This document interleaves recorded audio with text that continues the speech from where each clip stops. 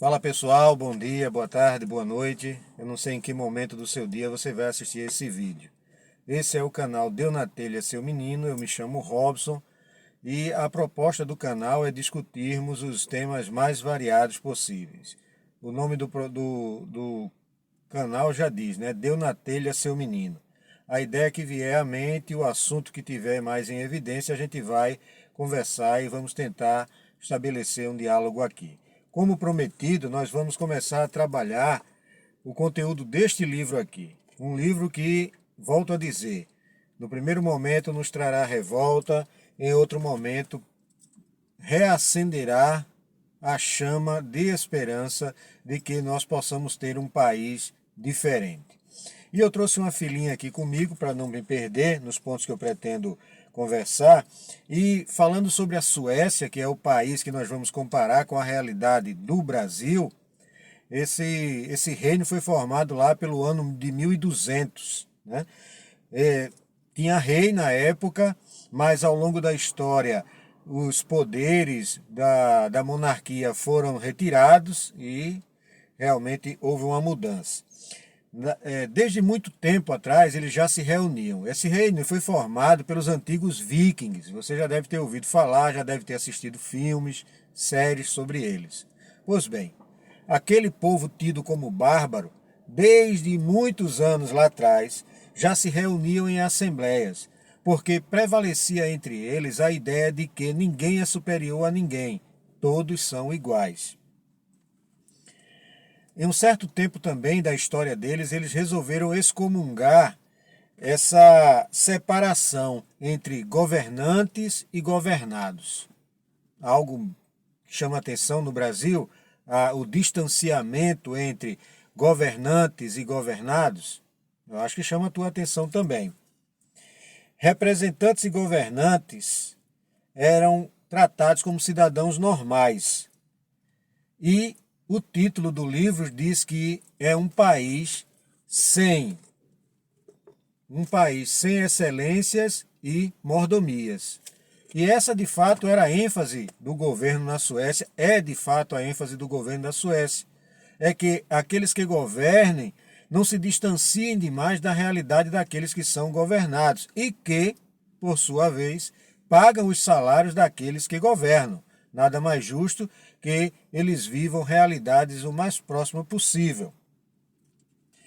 Naquele país, na Suécia, quando você é eleito, diferente do Brasil, não é como se você estivesse recebendo um título de nobreza, que agora o diferencia totalmente daquele povo mesmo que o elegeu.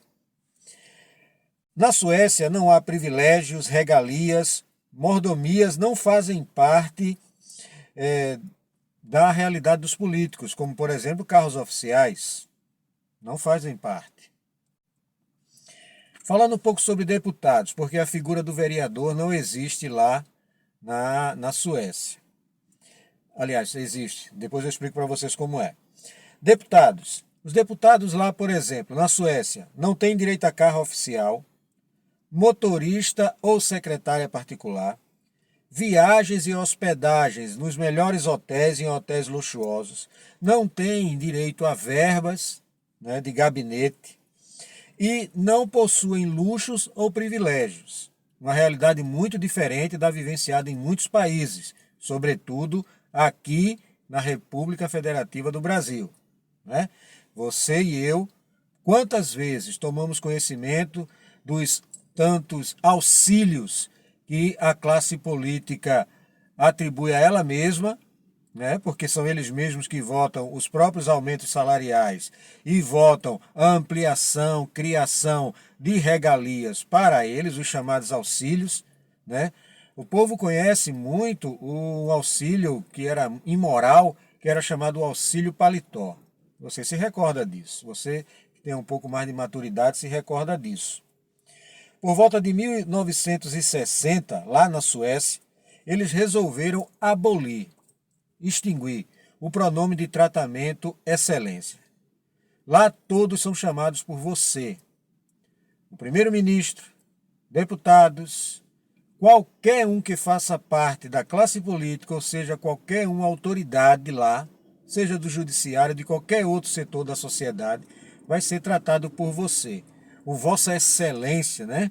Essa pompa toda, porque eles até se agridem no plenário muitas vezes, usam palavras agressivas uns com os outros, mas colocando o Vossa Excelência à frente, impede que eles incorram na quebra de decoro parlamentar. Pois bem, na Suécia, esse pronome foi abolido.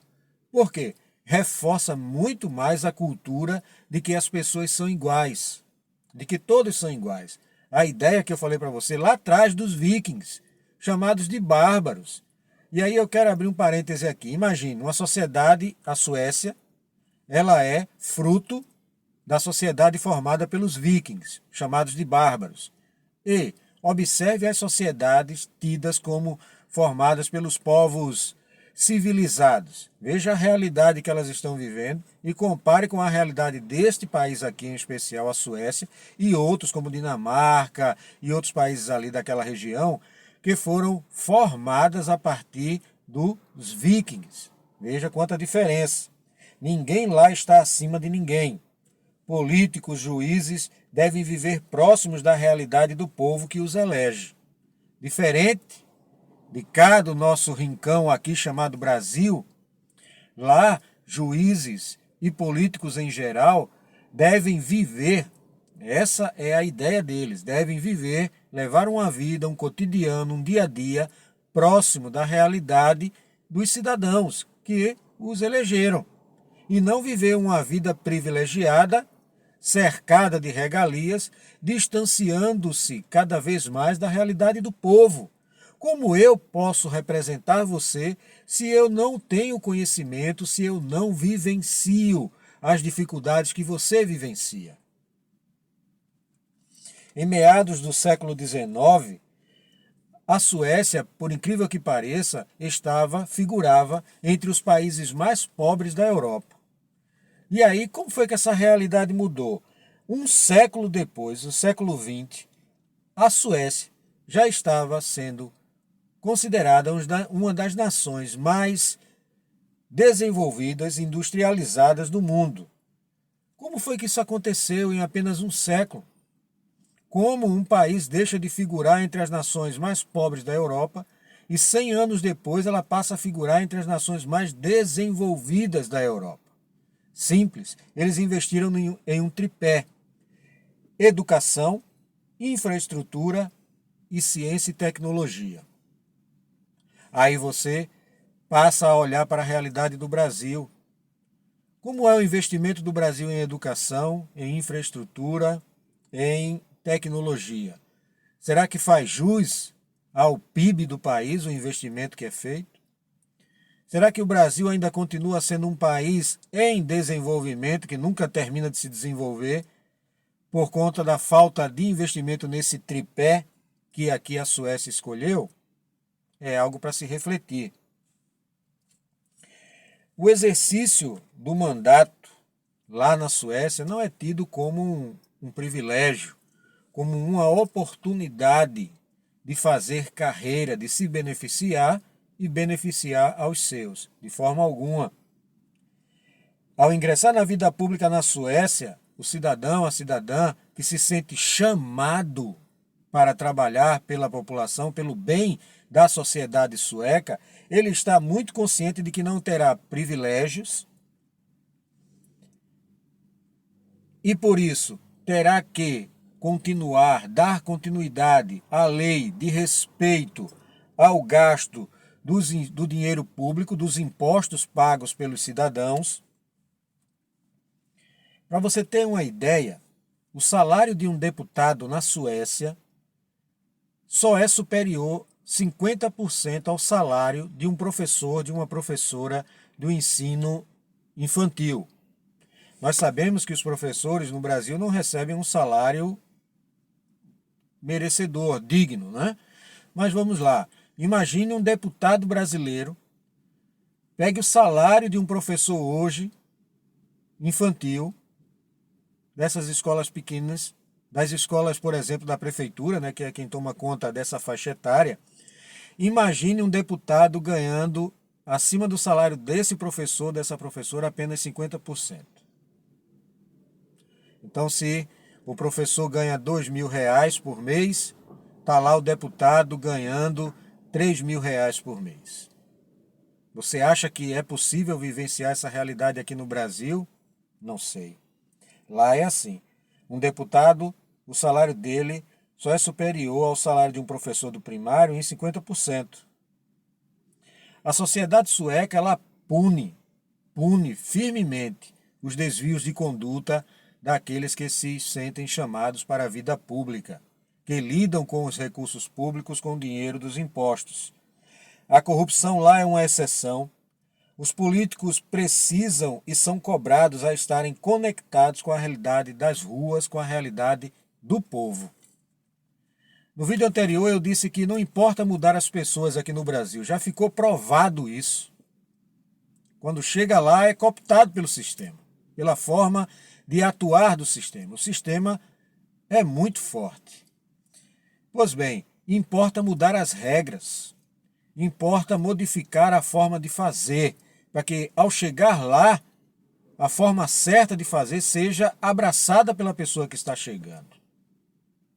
Então é preciso mudar a realidade vivenciada aqui no Brasil e, quem sabe, aproximá-la da realidade vivenciada ali na Suécia, na Noruega e em outros países. Será que não dá para mudar? Será que é preciso ficar tratando a classe política como se ela fosse uma casta superior? Será que é correta essa forma de administrar os recursos públicos?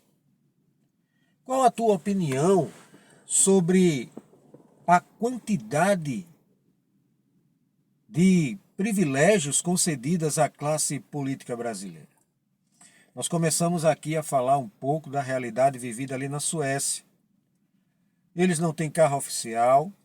Os políticos na Suécia vão ao trabalho de ônibus, de metrô, de bicicleta, a pé. Sim, eles utilizam o sistema público de saúde. Você compreende que afastar aquele ou aquela que foi eleito para um mandato na legislatura, seja desse ano, de qualquer outro ano aqui no Brasil, afastá-lo da realidade vivenciada por mim e por você, cidadãos comuns, faz com que o político se desconecte do mundo real e viva em um mundo só deles. Porque existe o mundo da classe política e outros setores da sociedade, do serviço público na sociedade, e existe a realidade vivenciada pelo povo brasileiro, pelo cidadão, pela cidadã comuns aqui do país.